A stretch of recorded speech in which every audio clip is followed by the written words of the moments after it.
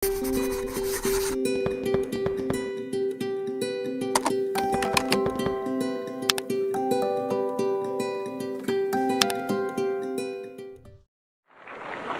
nama Allah yang Maha Murah, yang Maha Kasiani, akan kekal menjadi sebuah negara demokrasi yang merdeka. Merdeka! Merdeka! Merdeka!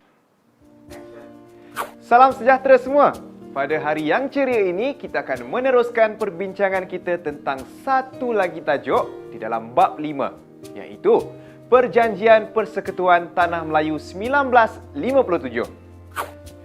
Di penghujung tajuk ini, kita akan dapat mengetahui peranan Suruhanjaya REIT, isu kerakyatan Jus Soli, isi-isi Perjanjian Persekutuan Tanah Melayu 1957, kepentingan Perjanjian Persekutuan Tanah Melayu 1957, dan peranan tokoh-tokoh kemerdekaan. Baiklah, kita mulakan perbincangan kita dengan Suruhanjaya REIT terlebih dahulu. Suruhanjaya REIT dibentuk pada bulan Mac 1956. Tujuan Suruhanjaya ini ialah membincang, merangka dan menyusun Perlembagaan Persekutuan Tanah Melayu.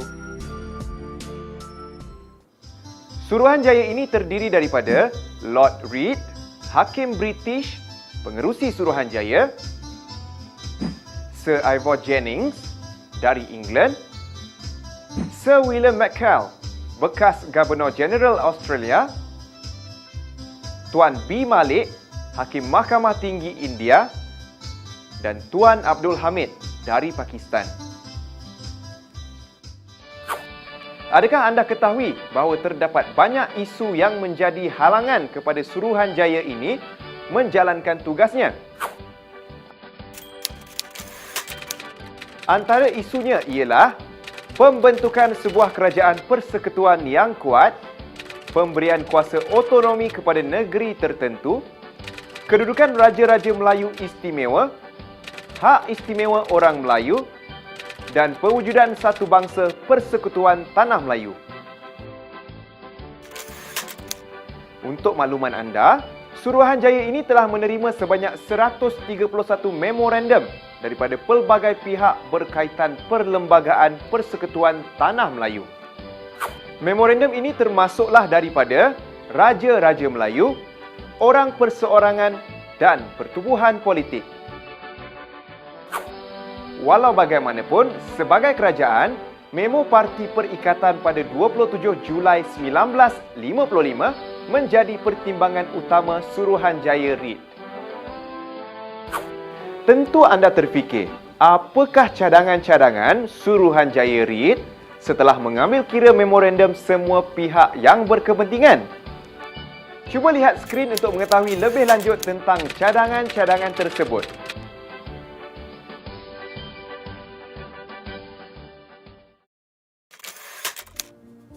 Cadangan Suruhanjaya REIT telah diterbitkan pada bulan Februari 1957. Parlimen British telah menerima cadangan tersebut pada bulan Mei 1957. Majlis Mesyuarat Perundangan Persekutuan pula telah mengesahkan cadangan Suruhanjaya REIT pada 17 Ogos 1957.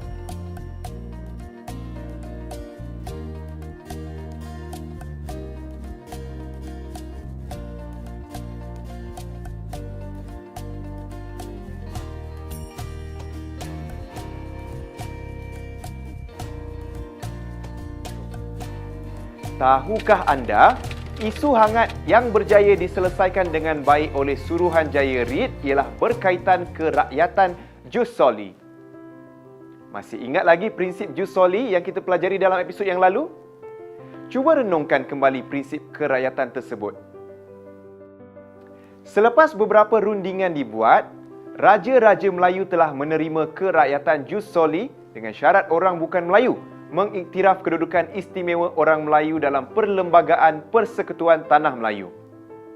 Dengan tolak ansur ini, satu pakatan murni antara kaum telah terbina di Persekutuan Tanah Melayu yang merdeka. Antara isi penting Perjanjian Persekutuan Tanah Melayu ialah pembentukan sebuah kerajaan persekutuan, pemisahan kuasa antara persekutuan dengan kuasa negeri melalui senarai persekutuan dan senarai negeri. Institusi raja berperlembagaan pada peringkat negeri dan negara diwujudkan. 3 jenis kerakyatan diwujudkan, iaitu secara kuat kuasa undang-undang, permohonan dan naturalisasi. Kedudukan istimewa orang Melayu dikekalkan. Bahasa Melayu sebagai bahasa kebangsaan. Yang di-Pertuan Agong menjadi ketua negara. Pentadbiran negara bersifat demokrasi berparlimen. Pentadbiran negeri diketuai oleh Menteri Besar dan dibantu oleh Dewan Undangan Negeri dan Exco. Prinsip-prinsip Perlembagaan Persekutuan Tanah Melayu atau Perlembagaan Kemerdekaan 1957 adalah satu penerusan kepada pembinaan negara dan bangsa yang kukuh, sistematik dan berperundangan. Tahukah anda, unsur Kesultanan Melayu digabungkan dengan sistem birokrasi barat untuk membentuk identiti negara dan bangsa Persekutuan Tanah Melayu yang merdeka? Pemasyuran kemerdekaan Tanah Melayu pada 31 Ogos 1957 adalah manifestasi kepada Perjanjian Persekutuan Tanah Melayu 1957.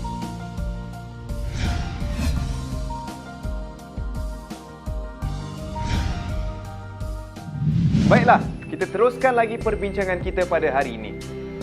Kita juga tidak boleh melupakan kepentingan Perjanjian Persekutuan Tanah Melayu 1957 ini dalam pembinaan negara dan bangsa. Aspek ini boleh keluar dalam bentuk soalan kemahiran berfikir. Jadi, jangan lupa untuk beri tumpuan. Antara kepentingan perjanjian ini ialah, dengan adanya perjanjian ini, sebuah kerajaan demokrasi dengan berkonsepkan raja berperlembagaan telah dibentuk. Perpaduan kaum yang jitu dapat dibentuk dan ternyata memainkan peranan penting untuk mencapai kemerdekaan.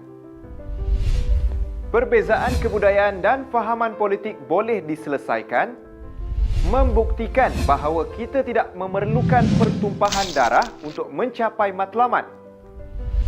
Perjanjian ini memberi peluang kepada penduduk tempatan untuk mentadbir sendiri sebuah negara yang berdaulat dan merdeka mengikut acuan sendiri. Setiap kaum berusaha untuk melahirkan identiti masyarakat yang merdeka.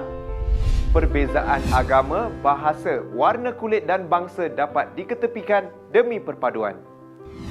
Sebelum kita mengakhiri topik perbincangan kita pada hari ini, elok kita sentuh secara sepintas lalu tentang tokoh-tokoh yang memainkan peranan penting di dalam perjuangan menuntut kemerdekaan Tanah Melayu. Simbol persetujuan British untuk memberi kemerdekaan ialah melalui pembentukan Perlembagaan Persekutuan Tanah Melayu 1957. Saya harap anda membuat catatan tentang tokoh-tokoh ini. Antara tokohnya ialah Tunku Abdul Rahman Putra Al-Haj, Tun Abdul Razak, Tun H.S. Lee dan Tun B.T. Sambatan. Ingat ya, perjuangan membentuk sebuah negara dan bangsa yang merdeka menuntut pengorbanan yang besar. Langkah pemimpin Tanah Melayu memilih musyawarah sebagai pendekatan mengatasi segala kemelut politik merupakan langkah yang bijaksana dan amat berkesan.